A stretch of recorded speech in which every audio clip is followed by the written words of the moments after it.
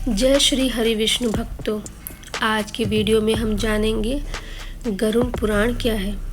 गरुड़ पुराण हिंदू धर्म के 18 पुराणों में से वैष्णव संप्रदाय से संबंधित एक महापुराण है। ये पुराण सनातन हिंदू धर्म में मृत्यु के बाद सद्गति प्रदान करने वाला माना जाता है। भगवान श्री हरि विष्णु को इस पुराण का अधिष्ठाता देवता माना जाता है, इसलिए ये पुराण वैष्णव पुराण है। गरुड़ पुराण को हिंदू धर्म में मृत्यु के बाद श्रवण करने का विधान है। गरुड़ पुराण के अनुसार मनुष्य के कर्मों का फल मनुष्य को अपने जीवन में तो मिलता है, लेकिन मनुष्य की मृत्यु के उपरांत भी कर्मों का फल मिलता है। गरुड़ पुराण में 19,000 श्लोक हैं, परंतु वर्तमान समय में पांडुलिपियों में कुल 8,000 श्लोक ही उपलब्ध हैं। इस पुराण को पूर्व खंड और उत्तरखंड दो भागों में विभाजित किया गया है। पूर्व खंड में 229 अध्याय हैं। उत्तरखंड में अध्यायों की संख्या 34 से लेकर 49 तक मिलती है। पूर्व खंड को आचार खंड कहते हैं, उत्तरखंड को प्रेत खंड या प्रेत कल्प भी कहा जाता है।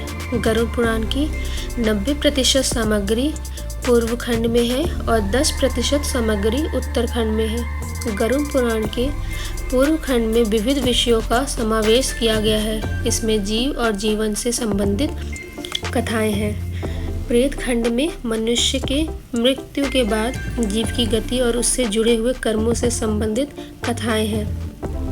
गरुड़ पुराण में वर्णित कथाएं भगवान विष्णु ने अपने वाहन गरुड़ को सुनाई थी, फिर गरुड़ जी ने महर्षि कश्यप को सुनाई थी।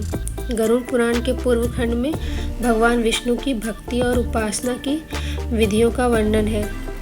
प्रेत खंड में प्रेत कल्प का विस्तार से वर्णन के साथ साथ विभिन्न नरकों में जीव के जाने का वर्णन है।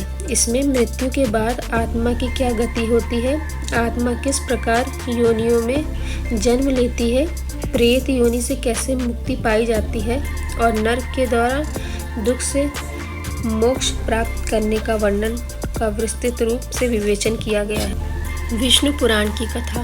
भगवान विष्णु का वाहन गरुड़ माना जाता है। एक बार भगवान विष्णु से पक्षीराज गरुड़ ने प्रश्न पूछा कि मृत्यु के बाद प्राणियों की स्थिति, जीव की यमलोक यात्रा, विभिन्न कर्मों से प्राप्त होने वाले नरक योनियां और पापियों की दुर्गति से संबंधित अनेक रहस्य हैं। गरुड़ जी की जिज्ञासा को शांत करने के लिए भगवान विष्णु ने जो उपदेश दिया था, उस उपदेश को ही गरुड़ पुराण कहते हैं।